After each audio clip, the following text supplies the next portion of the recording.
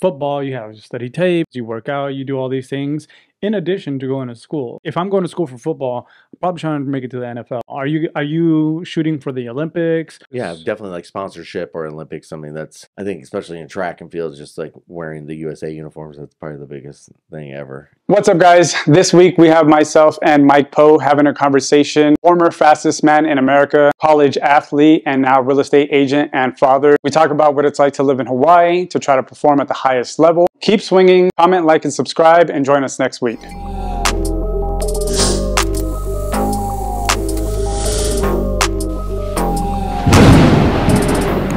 Brian's just like, dude, this is really nice. Yeah. Is it opener? Yeah, because it has... At the Amazon and my logo and stuff on there too. Huh. I need to give you one of those. You can have that one if you want, I mean. Or just get your name on it or something, yeah. Because Brian and Greg were saying, he's just like, I'm opening beers all the time. Yeah. So it's always like top of mind. And I just tell people, I'm like, that's for your wife because you can open up Amazon packages too. That little ridge part right here. Oh. That's what that's for. Really? Yeah. Cut it open. Yeah. I mean, I usually just punch them open. Dude, I hate opening boxes. You know Brian and which Brian? Little Brian and Greg. Oh, yeah, of course. Yeah, Greg. Yeah. how do you know him? I used to serve all those guys back in the day. Closer to your face, yeah. Bartending and stuff back in the day. Mm-hmm. Yeah. I went through his whole job career from like Macy's to like, what was it? Child services. From Al Bundy? Yeah. From Al Bundy to, he just got a promotion. He's a conservator. Yeah. So he was at Macy's or like Finish Line. Yeah, I think it was Macy's. He was always dressing clean. So Yeah. I remember. Stays clean. Greg. He's a shoe salesman. He was a shoe salesman. So they call, Chad called him Al Bundy one time. That's funny. Yeah, but then I remember hearing all the stories when he got the job at the county working for CPS. Yeah. Sad, man. I think we talked about this. That's why I don't need to watch the Gabriel Fernandez story. Yeah. That's why I don't need to kind of fill my life with all like that negativity, Of since course. I think we all already know it happens. Yes. And then I have someone who is in the thick of it, who is telling me stories about things that happens in our backyard. Yeah, like in our communities and stuff. Yeah. So like I don't need to absorb that type of information, which is, in my opinion, negative. Yeah. So I don't watch things like that. Of course. Because, I already have Greg and his tone of voice making it funny or, aware of certain things. But yeah, it's sad. I mean, it was sad, some of the stories you would tell me. Yeah, man. He, I think anybody who deals with certain occupations, it comes with the territory, right? Like, Robert, right? Yeah. So Robert's a respiratory therapist. Brian's a fireman. Like Greg does CPS or did CPS. Now he works with like the elderly. Yeah. You have to build some kind of like emotional callus Of course. to certain things. And I don't think I'd be able to do that. It's like, so my dad passed in November. I remember you And told he me. came home on hospice. I'm like, dude, I can't help these people have these kind of jobs, Yeah. It's It takes a certain special person, Yeah. You're Even dealing, cops. you're dealing not only with the patient, but you're dealing with the family too, Yeah. in those last, kind of moments. Mm-hmm. So, Do you know Jeffrey and Jeremy? I don't know. Sounds familiar. Twins? Filipino? I don't think so. They also went to school with us. But I I remember bet if I when... tell their face, I'm sure. Yeah. Yeah. More than likely. But I remember when Jeff was doing clinicals for RT and he was telling me about the first patient who passed away on him. Yeah. 8 years old. Yeah. And brought him back to life 3 times. He had drowned. And then, having to deal with that. And then that's something that becomes a constant in your day to day. Just becomes a part of the job. Yeah, my sister, so she's a respiratory therapist at Riverside. Mm-hmm. And I remember her coming home telling stories of like having babies in the palm of her hand, basically. That's how early they were born, Oh, wow. and just trying to keep them alive. I don't know if I could do it. That's what I'm saying. Yeah. I'm a baby back bitch when it comes to that. Yeah. I'm too emotional. Yeah. Dude, I cry when soldiers come home at a football game on TikTok. Yeah. Like, I'm like, oh. No, dude, I get it. I go down that rabbit hole a lot, Yeah. Coming home. Yeah. Right, yeah. The little music in the background or like whatever it is. Yeah. It's just like, ugh. So having to deal with it on a much amplified level, Yeah. can't do it, man. I'll stick to numbers, Yeah. stick to numbers. And I think we still deal with people and still help with them No, and of stuff course. like that. Yeah. And even with us, I think you have to build up some kind of like emotional callous when someone doesn't get the house that they want, Yeah. right? Someone who's like very set on it, but it's like, it's part of the business. Yeah. It's about sometimes having those hard conversations too. It's It's not for everyone, you know. yeah. Well, I don't know. I like to bring my personality into it as well too, because we work with the public too. Mm-hmm. So sometimes you have to be a little stern Yeah. and Be able to. just hold other people accountable as well. Not only yourself, but someone's always holding you accountable. Like you need to hold other people accountable as well. I guess in those areas. And there's some of the things that sometimes, unfortunately, people just don't know that they're doing incorrectly. Yeah. I mean, I'm sure you come across it. People get towards the end of the finish line of like being pre-approved or about to get a home, and then they miss a payment. They get a car, Yeah. do something that they definitely shouldn't be doing. Everything they tell you not to do. Exactly. You get a list, like a specific list on things. Or I thought I heard about this program that just came out. Yeah. Yeah. So I mean, it's I was taught by a gentleman you just met outside. My brother, it's like, give bad news quickly. Yeah. Like, get it over with. And it is what it is.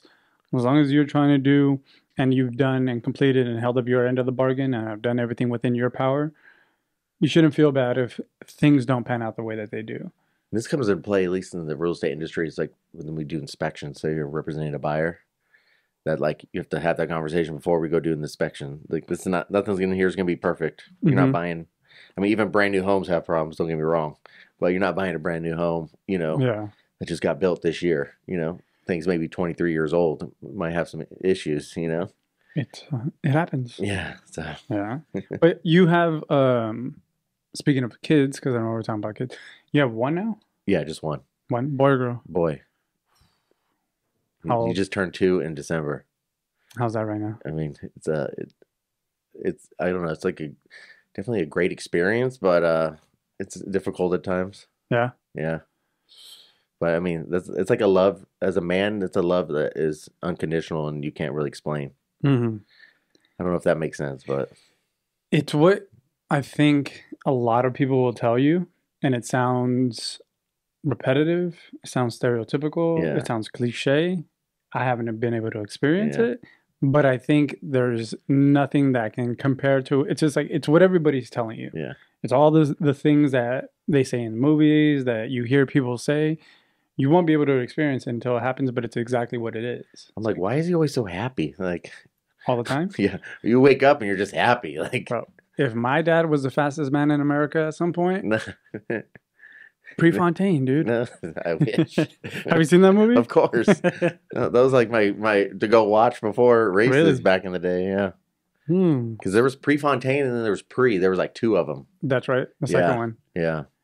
So are there things that you do as a runner to kind of get yourself excited about? I mean, back in those days, it's like envisioning, especially envision like the race you haven't even ran yet, but you're going to do it tomorrow, if that makes sense, because you already did all the footwork to get to where you're at then. But it's like, especially if something that is like you've been before, Mhm. but the ones that you haven't been before, they're a little tougher, I guess. But I don't know. It's just it's a mental thing. It's all mental. Like physical, yes, don't get me wrong. But like it's mental. It's I know that there's a lot of like sports psychologists. Yeah. And that's like a big thing now. Of course. And it's visualizing the win, visualizing a play, a shot, whatever it may Yeah. be, and like trying to put yourself there before it actually happens. So I don't know, I guess while you're there it's easier. Yeah. Is that what it I mean, it makes sense, yeah. I mean, that makes complete sense what you're saying. So So were you doing things like that too? well, yeah, I mean, or even before, like, hey, this is, and it really depends what kind of race I'm running, what distance I'm running too. It's always different, but like, hey, when we come around this turn, this is when I'm really going to pick it up, or, or I come down this hill, this is when I'm really going to need to have to put the wheels down and, Go to give work? it all I got left. Yeah, go to work and just put it all, all out there. What were the distances that you did? So high school was more mainly like mile, 2 mile, 3 mile, and then I went to college. It was more like 5K, 10K, and once in a while the mile. Yeah, all distance stuff. And one more time, because I don't think my brother knows this. Your fastest mile, please? 404. Yeah, 404. that damn 4 minute mile though. Yeah. Yeah. That's just ridiculous, man. That's like a saber-toothed tiger is like chasing you. Like, Yeah. that's the kind of speed you need. You know, like that's just so fast. I've never run anything near that, right? Yeah. Maybe like a 6. The crazy part is like when we were training, we'd run like 8 miles, not at 404 pace, but like, you know, a 5 minute low, like 445s, let's say, but like at a consecutively 8 miles or something, or 10 miles in a row, you know? But it's a very mentally, you know, challenging thing to do, you know? What I don't understand about that, and again, that's just my physical limitations, that's a full sprint for, I think, 99% of people. It's a complete full sprint. I don't know the statistics, but I mean, according to definitely, Wikipedia. I mean, so, but we're not, our full sprint's basically at the end, you know? Yeah. So we're like you have like a first lap to make sure, you know, let's say for a mile example, you're not getting like boxed in, you're getting out in front, but then you're kind of toning down those second and third. But once that bell rings on the last lap, that's when you're like going all out. And just if someone's in front of you, just eating them up as much as you can, you know? So that last one's always the fastest. The last lap. Yeah. So is it like, so from like when I run, and again, nowhere near you, right? I can boast that I can run the Claremont Loop without stopping, right? That's my little, what I can talk about. But in the beginning, you're getting a stride. Yeah. Right? You just kind of like... It's like a rhythm. I mean... Exactly. Like you're getting like a rhythm, and then after however long, because obviously the Claremont Loop isn't like multiple laps that you're doing. It's one big lap. Yeah. But at the same time, it's kind of like getting my legs underneath me. Yeah, of course. Exactly what they would say. Yeah. Right? Yeah. And then you just progressively start to pick it up. Now, is that determined by your competition? Or is it like you have your game plan and you're executing like what I'm doing? Like I trained this, because I was looking, as my brother says, I take YouTube bike rides. Yeah, yeah. Right? So like I look up bike rides on YouTube, and there's this one there, it's in Peru, right? It's called Avalanche or something like that. It's like 15 kilometers, literally down like a mountain, right? And these guys are just going like bananas. And I saw this guy, he was doing commentary. He said, I didn't want to care about what anybody else was doing. Like if people were in front of me, if people were doing this, if people were doing that, he says like, I just wanted to run my race. And I'm like, that must be so difficult. Yeah. Because it's a competition within yourself, right? Of course. But it's also like, you get those outside motivating factors. When I run the Claremont Loop, I'm trying to be anybody who I come across. I don't care if I don't, right? But if I see someone, I'm like, I'm going to catch this guy. Yeah. And it's more, again, for me. Of course. But at the same time, like, it definitely influences on how hard I push or how hard I don't. So are you trying to just more like, this is my game plan, this is what I trained, this is what I did? Or is it like, nah, man, I got this guy in front of me, I'm going to catch him, I'm going to smoke him? It's kind of like, it's hard to explain in a sense where like every race is different. Like you can go in there expecting, like have these expectations of what's going to happen or what's supposed to happen. And then you could be disappointed real quick, you know? Goes out the window. So sometimes you're just like thinking like on a blink, you know, like this is where I need to do, or this is where how fast I need to go. The race isn't going as it was supposed to. Let's take an example. I'll go back to like, I mean, it's just easy for everyone, like a mile race, right? Like technically these first couple laps are not supposed to be as fast as laps, but when you're going out so fast, and then this is when people die at the end, you know, because they don't have nothing left. Yeah. So, I mean, every race is different, but you don't want to get so disconnected from whoever's in front, because, I mean, you don't know. Some of these guys can hold that the whole time, you know, but I don't know. I would like mentally just, and when you're talking about like around people around and stuff, like mentally, I would just be like talking to myself, like, you know, sometimes aggressively and maybe not in the nicest way, you know, this is a little bit back in the day, so Mhm. you know, no one likes to lose back then, you know. So Yeah. There wasn't participation trophies no, there was at that not time? none of that. So I kind of grew up second place is first loser, you know. So You ain't first or last. you know, and my dad was tough on me, but it's just kind of how it made me now, you know. So I truly appreciate that now, but and so it was like for me it was like a big ego booster too. Like I mean, at the end of the day, like because that kind of sport is like you lose on your own and and you win on your own. Like there's no in between. Like I can't depend on someone to pass me something or to like they're gonna shoot it or am I, you know?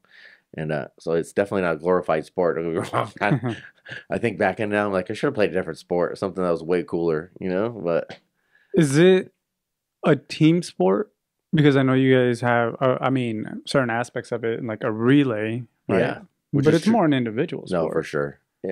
Obviously, you got relays, and then obviously when we go to college, when we won a national championship, like if you were on the team, you had to actually contribute to the national championship to win. But like it definitely has like a scoring system. Mm-hmm. So like, hey, you got first place in your race. Let's say, okay, you got 10 points for your team.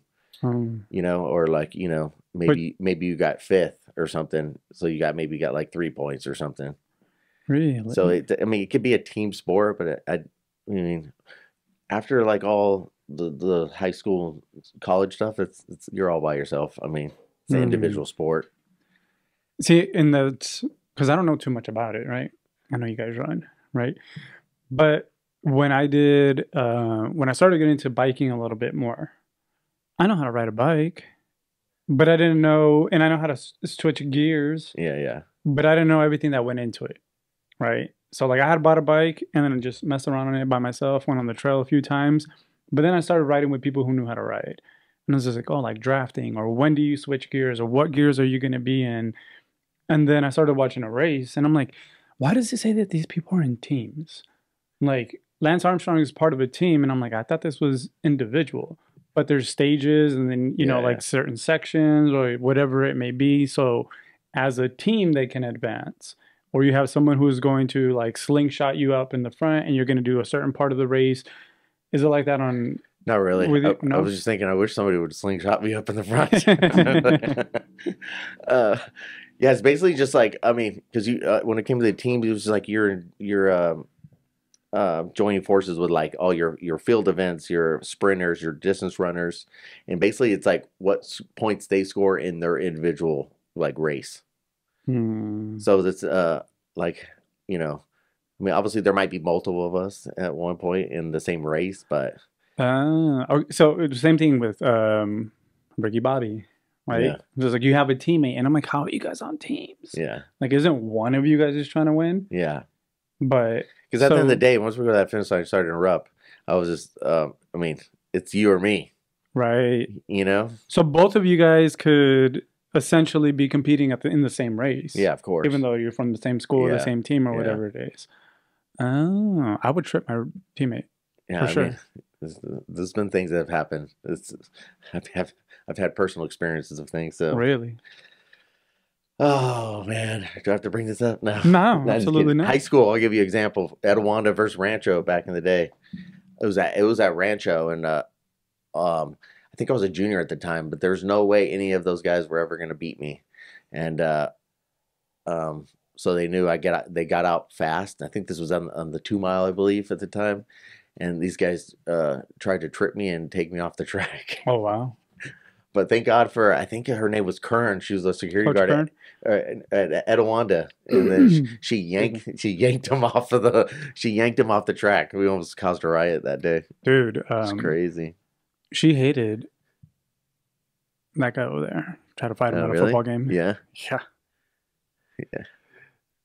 You don't even know who we're talking about. You don't even remember this, but the security guard from Etowanda, the lady. The black lady? Yeah. Yeah, she tried to fight you at a football game one time. Like, That's like, funny. like square up. Yeah. I'm not a fan of him and my other brother. Yeah. But, What's that one? Yeah. 2003. so you started racing or you started running like at one point? So I grew up playing soccer my whole life, like from 4 years old to like I want to say it was like 7th or 8th grade, because I was in club track and club soccer, like Arsenal. We were like the first boys, Altaloma Aztecs back in the day, Uh-huh. before that was a thing. But then we went to Arsenal, and then it was just a lot doing club track and soccer. So I just picked one, and then the Arsenal team was like breaking up at the time, so I ended up going to the club track, and then I kind of been doing that Junior Olympics, and then obviously through high school and college. So at what age did you start competitively running? Probably like 7th grade.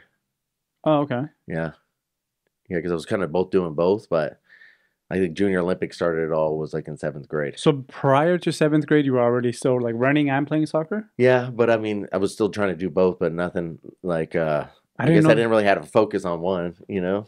But I didn't even know like kids started running races at young. Yeah.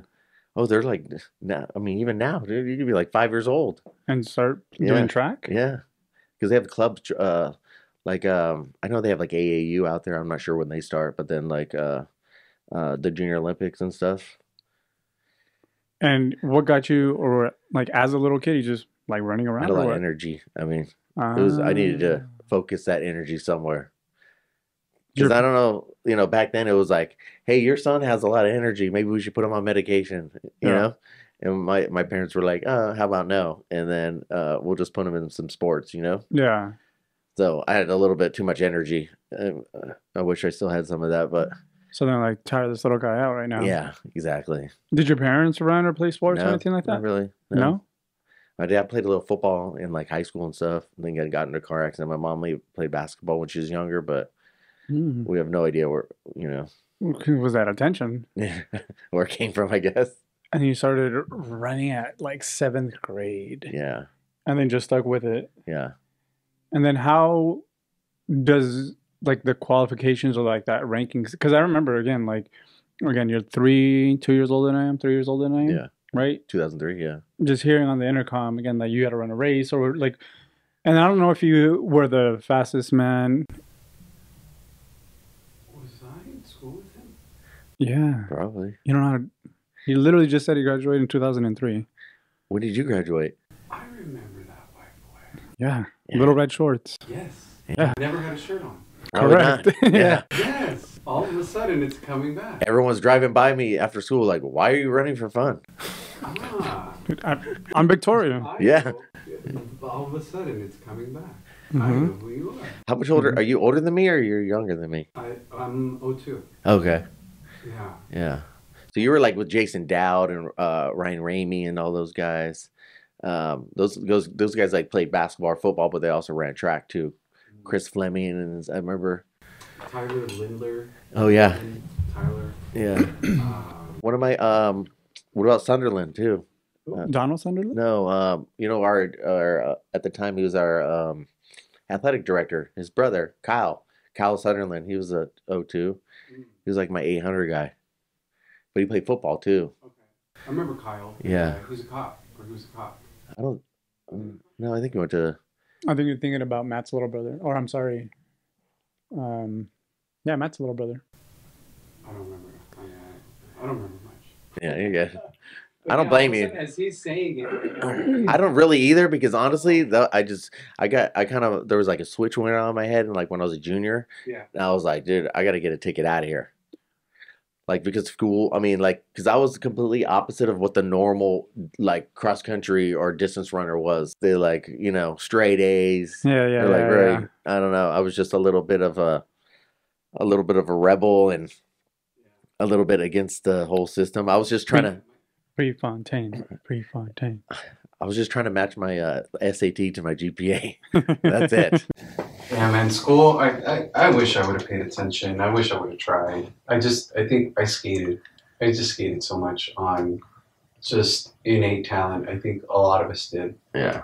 But like looking back, it's like if I had teachers like, what's his name?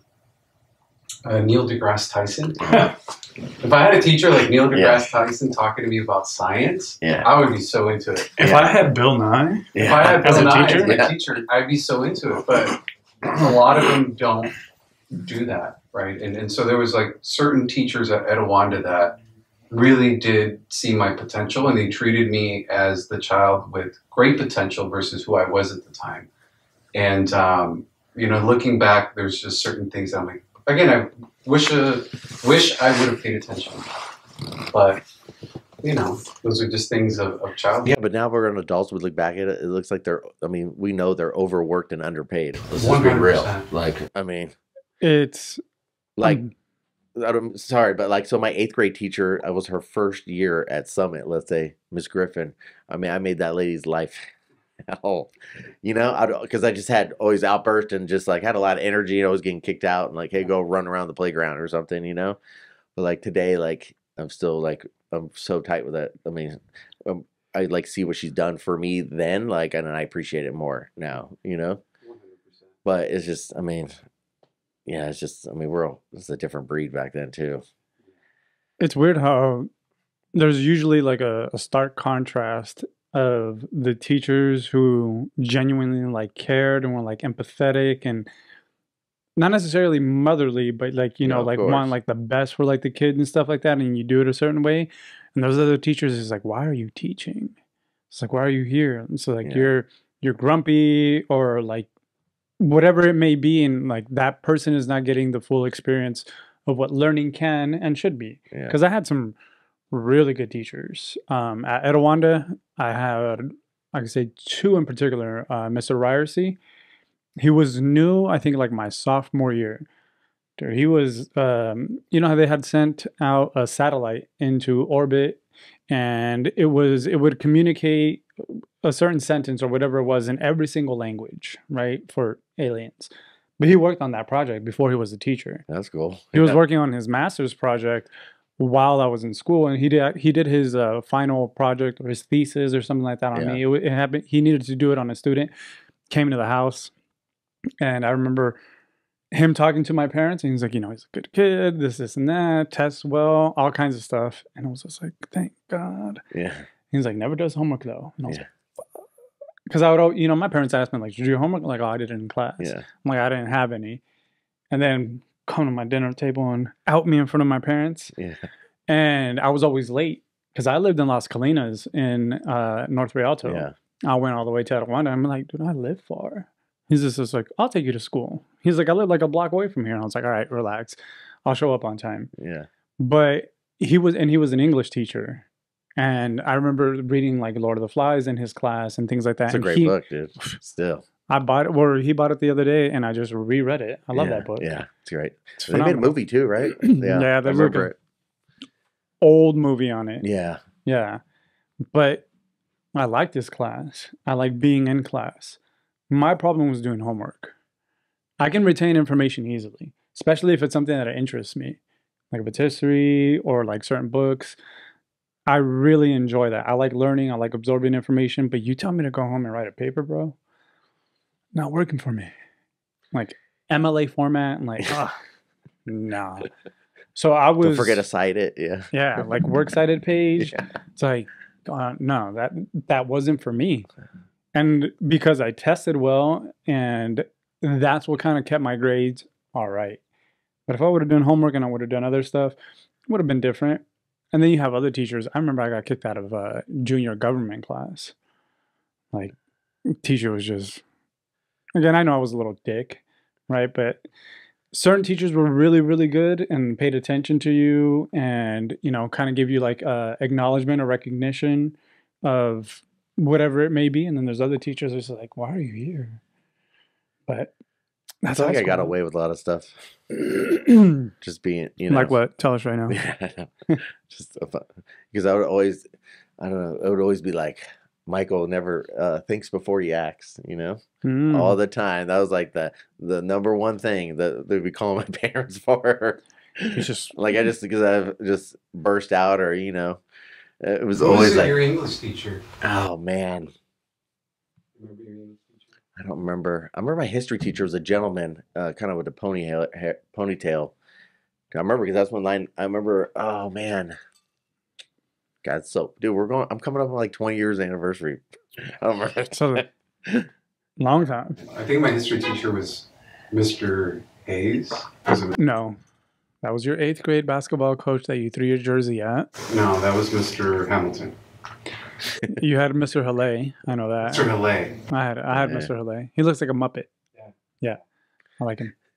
It's, He was nice. Yeah, I didn't really pay too much attention, dude, because I was just so focused in sports. Like I didn't really care. It was funny, but when I went to college, it was like when I could do it on my own time, and there's no like, I mean, there's some authority, but it's more like, if you go to class, good. If you don't, then you don't. So, and then I end up getting way better grades, and I think I made the dean list once. Really? Yeah. When they left it all up to you, Yeah. you ended up doing better? Yeah. Well, because the way we grew up was like, my parents grew up saying, "Don't ever get tattoos." All three kids. yeah. I mean, I got a suit on right now, but Yeah, same here. yeah, yeah, Mm. piercings, tattoos. I know that they all have them. Yeah. It's like a little bit of rebelliousness, I guess. But What'd you go to college for? What'd you study? so I went to University of Arkansas on a track scholarship. So I was doing like general business and stuff. So you I didn't finish though. is that university in Arkansas? Yeah, it's the University of Arkansas at Fayetteville. Hey, they have satellite locations like Claremont colleges, right? Yeah. Ever been in Arkansas before? Before that, Yeah. so I got invited my senior year to do their like the Tyson Whole Foods because it's Tyson chicken? yeah, so it's just Walmart and Tyson's Foods out there. That's Arkansas for you. And so I stayed in the Walton dorms, which is like that's the athlete dorms. But I got invited out there beforehand to do like a mile indoor race because in California we didn't do like in high school we don't do indoor races because it's not cold outside. But when you go out there, and then when I went to college, it's like. So your 2 seasons out here, like cross country or outdoor track turns into 3 over there. So it's like full time, indoor track, outdoor track, then cross country too. What's the life? And then also, what do you mean satellite? You think he went on a scholarship to an online school? You think he's doing Zoom But running? it could have been Dartmouth here at Claremont colleges. Oh, I see that. Or don't you see University of Redlands, but like the Yeah. Rancho campus? or Exactly, something? yeah. But no. It was like huge university, like How was that though? Going from California, growing up here, yeah. to going to another It state. was a trip, but like so I was never a part of a team. So like It's almost like you just show up on your own and you have no. yeah, I choice. mean, because when in high school, like I mean, some of these guys worked harder than me. Don't get me wrong, or maybe trained harder than me, but it just weren't at the level that I was at. So like, say in a 3 mile, like our second guy would be like a minute and a half behind me, But he might be training like 10 times more than I do. But it's just genetics. yeah, or just they call it a gift, I guess. But I mean, I don't know. So I want to be part of a team because I was training with grown men when I was in high school. Like outside of school, you know what I mean? So What was your training in high school? Or what is the training of a runner? You just run every day? so I mean, in the morning I used to wake up with a band, dude. I would do like running when the band, the Etowanda band's playing, practicing. Yeah. So I would work out then and then just get cleaned up for school and then go to school all day and then run again afterwards. And it really depends what season it is. But and you like, wore red shorts, right? He did. yeah, I'm sure, yeah. Always. I remember. That's why I would never. I mean, my parents lived closer to Rancho. Like I could, but then we lived above Highland, so I had to go to Etowanda. But I could walk to Rancho. But I was like, I ain't wearing purple, dude. That was like my only reason. They had a way better like track team and stuff back then and stuff. But It's not till you got to yeah, Etowanda. I mean, yeah, we did pretty good. But I just wouldn't. There's no way I was wearing purple, dude. So then when you get to college, you're on your own, right? No parents or nothing. And it's just, what's the life of a college athlete as far as like a track star? And then do you have that like that name that like, or is it you're just like everybody else? Yeah. I mean, you're just like everyone else because we had past Olympians and also college graduates come back to that still trained with our coach, and then obviously there was like men from or women too from all around the world. So like we had teammates from like South Africa or Ireland or Kenya. I mean, you name it, just all over to come Australia to come to school. Wow. So it's kind of a melting pot, which was neat. I mean, because my fake ID in college was from South Africa, so.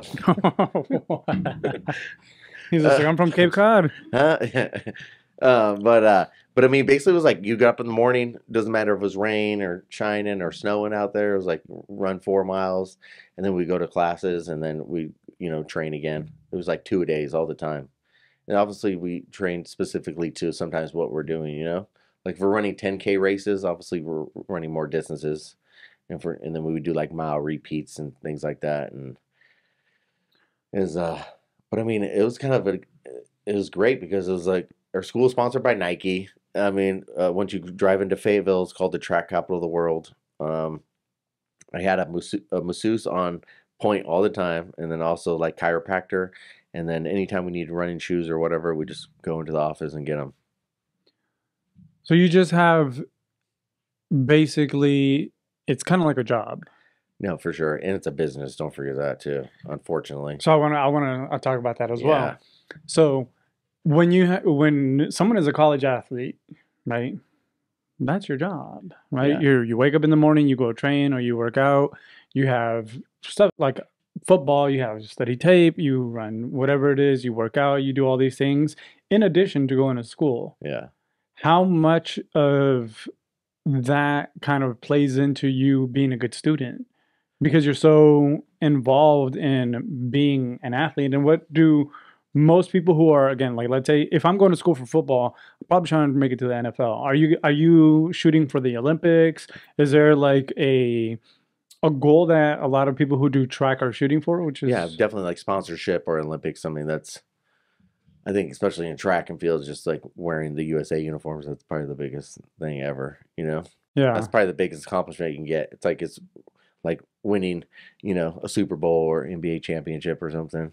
Like the pinnacle. And honestly, it doesn't even matter if you like do super well there, but you went to the Olympics. Represented the Olympics. Exactly. So you become like a Chris Jenner, or what's his name? No, Bruce Jenner. Bruce. Yeah. Like I mean, I guess you could say that, but growing up, did you know about him like as a runner or as an athlete? No. It was more like Prefontaine. Because I think well, just the stories or Rudy, or of course I love that movie. Sam There's Astin. also another Bob Kennedy was another distance runner too back in the day that represents the U.S. a lot. I think didn't Bruce Jenner do like some decathlon? Yeah, which is tough. Don't get me wrong. Crazy. I mean, it was a crazy athlete. It's just super. Because you got to be good at like multiple things, Yeah, it's crazy. But I don't know what happened after that, but. He went on a Kellogg. That's for another podcast.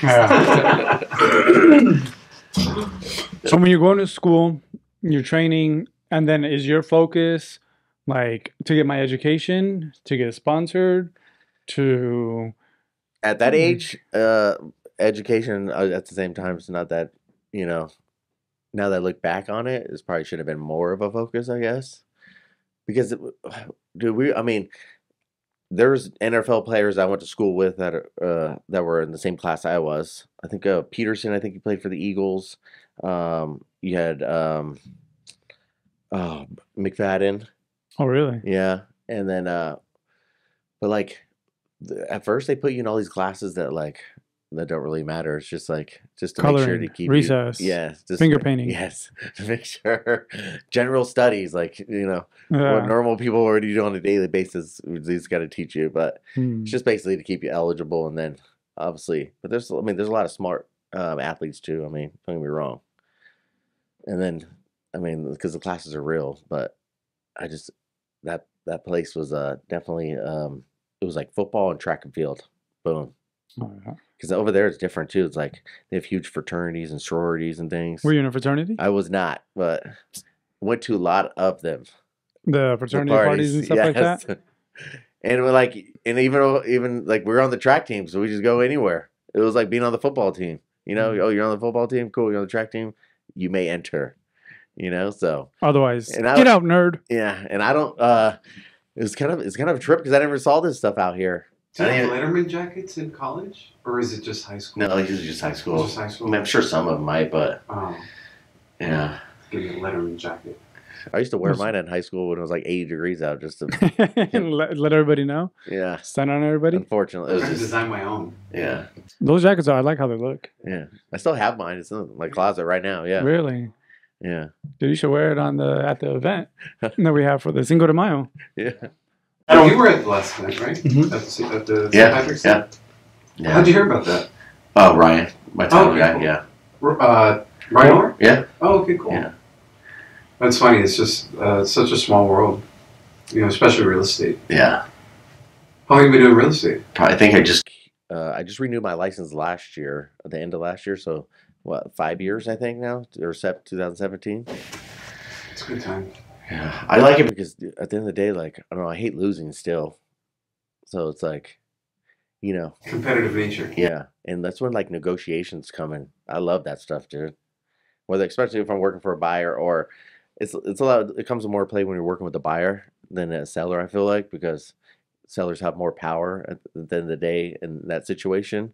Obviously, markets change and stuff, but I don't know. I like just asking for not every single thing, but like if you want this, give me this. You know, it's a kind of a give and take kind of thing. But you know, sometimes I surprise myself, like you know, what I've been able to at least get back for my clients. You know, whether it's walk into equity or get closing credits or you know or closing costs or something or anything.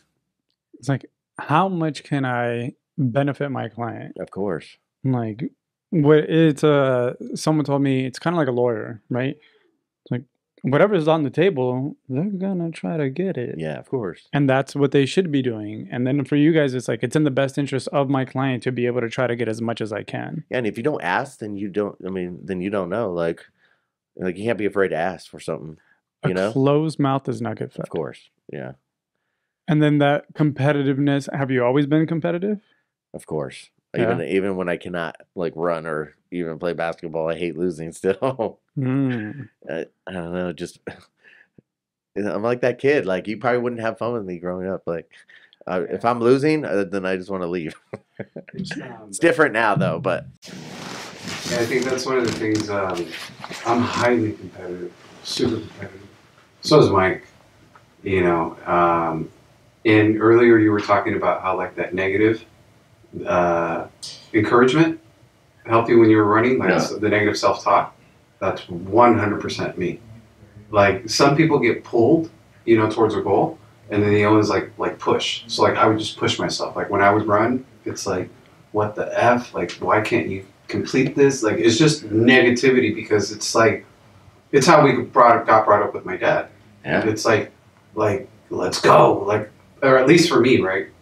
What I got from my dad, because I'm obviously an older one, he probably got a little bit more of the encouragement side, but it was that. It's like, you can do better, like push yourself, like don't bitch about it, like let's go. And so it completely converts over to the business side of it. It's like, nah, I'm gonna get this, I gotta get this. Like it's just that competitive nature, and real estate allows you to tap into that. On the negotiation side, it's like you're people's Johnny Cochran, and when you go to court, you want that guy that you know. no, of course. You don't want a public defender. You want Johnny Cochran, and so that's why I tell people: look, when you start submitting offers, when you work with an agent, you want Johnny Cochran in your corner. You don't want a public defender, and you also don't want to go in there and represent yourself, do you? Especially on a murder case, you're like, oh, that makes sense. So make sure you pick the right agent. And I'm surprised, like, I mean, I'm sure other agents probably think like me too. Sometimes I'm like, where do we find some of these people? I mean, like, it's like getting a driver's license. They just give them out to anybody or what? And so we were talking about that when you came in, right? Yeah. The fact that you work for an institution, right? You work with someone who has like that name, that carries like weight behind it. It makes people feel a little bit more secure that you're working with the right person, because you can't do a lot of these things on your own, even though people think that they can. No, of course. And it's difficult when in any type of a thing like professional settings, it's like you don't want to like tell your client that, and that way it's just like, but you're not going to do a good as job as I am. Trust me, because you don't know everything that you need to know. You don't know what you don't know. Yeah. If that makes sense, right? So for you guys with like the competitive side of it, like I remember, do you remember Maurice Of Edu? course, yeah. Dude, So- his sister and my sister they played. They were Altalama Aztecs together. Oh, So okay. me and Mo would be on the sideline while at their games kicking balls together as kids. So I remember I would see him obviously all the time on TV and like the games and stuff like that. And I would jokingly, but also semi-seriously, I would just be like, I know him. Yeah. I know him. And people would be like, really? I'm like, I mean, well, I mean, like I played with him in high school. And I'm like, and he was 2 years like above me. I didn't play with him, but I knew Reggie, who was his younger brother. Yeah. And I would tell people like, if I saw him, it wouldn't be like, oh, hey, what's up, man? He'd probably be like, oh, yeah, I remember you. Because I gave him a ride a couple of times. My brother's girlfriend at the time used to work at the kiosk in the mall, and I got like hats or whatever it was. So like I knew him, but like not on a super personal level. And I'm like, but he maybe recognized me like at a distance. Sure enough, I'm at 24-hour fitness one day and I'm working out. And then I look over and I was like, damn, that looks like a buff ass Mo. And then he's just like walking towards me. And then like, sure enough, he's like, oh, he's like, what's up, man? I was like, oh, hey, what's up? You recognize me. Just said, what's up? Dapped some pounds. But then the next time I saw him was literally the next day. Same thing at the gym. And he was on the bench next to me. And we just started talking. Dude, I talked to that guy for like 4 hours, right? And I this was like a few years ago. And I was like, yo, you ever watch podcasts? He's just like, nah, not really. And I was like, because the conversation that we had would be super dope to have been recorded. And I asked him, I said, where does your competitive nature come from? He's like, bro, I've just always been competitive. His dad too, I remember. So, because his sister, May, which was my sister's age, that girl was a beast on the soccer field too. And that's where I think training with him or going to practices with him and stuff like that, I told him, I was just like, I don't know, maybe from the outside looking in or maybe again in hindsight, it's like we always knew that he was going to do something. It's like the coaches would be late, like he'd be running laps, he'd be doing training, right? It wasn't like all messing around like everybody else does, especially when you're 15, 14, 16, whatever it is. He was training. But he was telling me, he's like, bro, he's like, I was a sore loser. He was just like, again, when I was a little kid, he's like, I wouldn't shake the opposite team's hand. He's like, I would cry if I lost. He's like, I would start fights. He's like, bro, I hated it. And I have a competitive nature. I think everybody does to an extent. I'm more competitive with myself. I want to win, but I don't care if I lose. Right? Like I really want to win and I'm going to try everything, but I don't get upset like if I lose, and I'm more competitive with myself. And he was just like, nah, man. He's like, even now, he was rehabbing his knee at the time.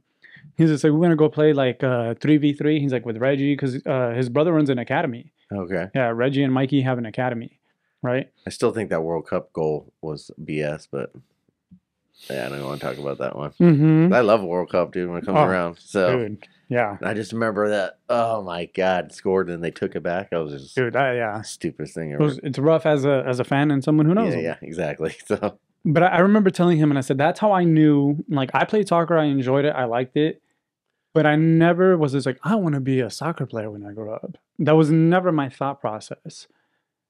Was it for you to want to be, like, the best runner or make it to college or make it to the Olympics? Or was it kind of like me? It was just like, oh, it's fun, kind of good at it, I enjoy it, but it's, like, not end goal. I think that it was honestly, like, my whole identity. Or, you know, a big part of it. So it's like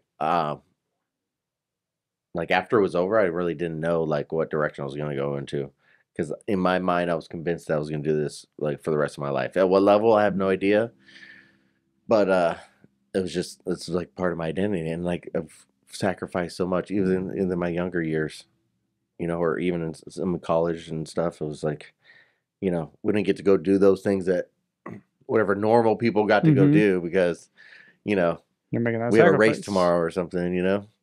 Or like, I want to go eat some fried chicken, but I need to eat carbs and some spaghetti or something because I got a race at 8 a.m. in the morning. Yeah. You know? So like again, like the sacrifice, because you look at Michael Jordan, I could picture Mo like in the same thing, right? You get cut from the team, you're coming back stronger, you're strong, like you have something to prove, and again, it's like what's within you, what you identify as. Me, it's just like, I'm not going to make the team. It's just like, fuck it, I'm not playing anymore. It wasn't never like that with me. Yeah. So when you finish college, like how did that like finish for you? And like you just It was actually, I guess you could say it was finished for me, but You retired, or they well, in retired a you? sense, at the time, this is, obviously it's a different era now. Like, but they brought in some sprinters that were eventually Olympians, but there was some funky business going on with like grades and housing and stuff, basically illegal NCAA sanctioned stuff, and some promises were broken, and obviously this sports is a business in college, and so I was promised some things, and I'm like 19 years old, and you didn't. I'm doing. I did what I was supposed to do, but they didn't fulfill their part on that side. Mm. Like so I took a little less money to go to a university that had a track history compared to, next was going to be Tennessee or Arizona State, completely full 100% ride. I don't have to pay for nothing, but I took a little less money to go to a winning championship team. Mm. And then they're like, okay, well, cool. If you come here and perform, so freshman of the year, SEC freshman of the year, fastest freshman on the team, and then I think the following year is when all the sanctions happened, and then that's when like those promises got broken, Mm. And I guess the ego got in the way. Like I'm not gonna ask my parents to take out an out-of-state loan to fund out-of-state education when I got screwed over here, Yeah. So how you did what, 2 years? Just about. And then what'd you do after that? Then I came back here and I tried. But it was like from going from that to back here, it's just there was that whole passion and just that whole identity got, I guess, taken out of me, So how do you transition out of that? Because I know You like a lot of yeah, it's hard. Athletes, since you're a little kid, that's what you want to do. Yeah. So then when you retire, it's like every day that you're used to waking up and working out or training, Yeah. it's like it's not just regiment. It's not just what you're doing. It's just, again, it's your identity. So when you're not doing that anymore, well, how do you fill up your time, or where do you put that energy? Yeah, at first it was like trying to fill, I guess, a void, that was I had filled for so long, that was my whole identity. And it took me some time and it took me some years to be like more in acceptance. Like, I'm like, I was a kid, like 20? Yeah, not even. So it's not even my fault. I mean, it's like, so I had to go take a hard look at that, and not blame myself for it, Yeah. And then just try to, how can I use those skills that I learned and then transform them into like, everyday life or, family or business or something. What would you say, or what skills were you able to transition or transform from track and field into your day-to-day life that you use now? Definitely that whole diversity part, like in a sense where like there's gonna be a lot of ups and downs, but you just gotta keep on like grinding, like because I had like good races and bad races, bad days and good days, and then and at the end of the day, it all worked out.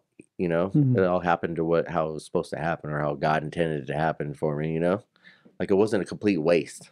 But for me, like when I got done running, I thought it was a complete waste. Like I just wasted my whole teens and early teen, or later teens. I just wasted it all for what? Nothing.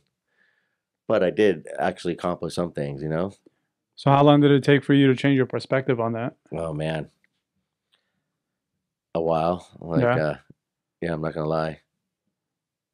Just through like trials and just I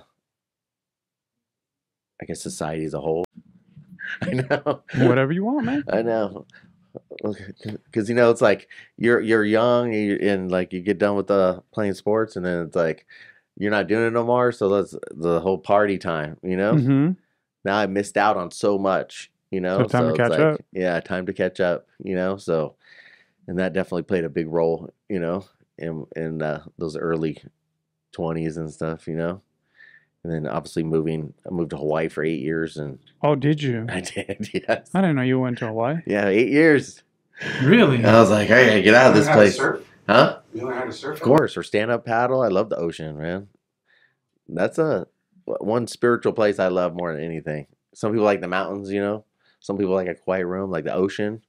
It's like, It's calming to you? Yeah, and then just but meeting people from all around the world too, you know. It's like a melting pot, dude. But I just yeah, because I think I was here maybe for, let's see, like 3 years maybe max, and then I just left and went to Hawaii for 8 years. What'd you do out there? Bartend on the beach. Really? That's dope. Yeah. And then I worked for Roy Yamaguchi. He's like a famous chef in Hawaii for a little bit. That hit one of his restaurants. I mean, it was just, yeah, I mean, it's a beautiful place. Yeah. And it's not as expensive as people, I don't know. I feel like here's just as much. Just don't drink milk or like yogurt. It's not very good. It's, you know? It's gonna be a little old. Yeah. Not the freshest. No, but it's just like that's where, you know, all the imported stuff, you know? Yeah. So yeah, but then my dad started getting sick, and that's when I came back to California. In 2015. 15. Yeah. And so you met your wife out here or over there? Yeah, out here. Out here? Yeah. Yeah. Yeah, because my dad had like prostate cancer around that time. It was all bad, and then he ended up getting pancreatic cancer. Oh, wow. Yeah. So when you were telling me that you are part of like of a program where you talk to like kids and stuff like that, like about the partying and stuff that you used to do, was that in Hawaii or is that here? No, but mainly here. Here? Yeah. Because I was still kind of partying out there a little bit. Okay. You know? So like... Because there, it's like Vegas without gambling. You could like, I mean, obviously each island's a little different. Mm-hmm. So you got to visit each of them just to see what I'm talking about. But Oahu, for the most part, it's like Vegas without the gambling. The bars are open till 4 o'clock in the morning. Then you could leave, and they have like Korean karaoke bars are open till 6 o'clock in the morning. Oh, wow. And people, all they do is they come out there and party. You have like Australians and Japanese and Swedish, Swedens come out. And that's their vacation. Right. Or they call it holiday, you know? On holiday? Yes, exactly. So you go so out of those islands, which one did you live on? Oahu for the longest. Did you ever live on Gilligan's Island? No. No? Not yet. Okay. Yeah. So when you came back for just because? Yeah, because my dad got sick, and then just to kind of get like a fresh start in a sense. Because I needed it, Mm-hmm. and then I just so I basically just started back with like nothing. Like I just moved back here with like some duffel bags. Oh, really? Yeah, like whatever you could fit on an airplane, I guess. Clothes. Yeah. Just personal, what you can one, carry. yeah. Because I mean, I don't know. I was still young at the time, so I mean, I bought like surfboards and little mopeds, and you know, Vespa. yeah. Nice. Those are expensive ones.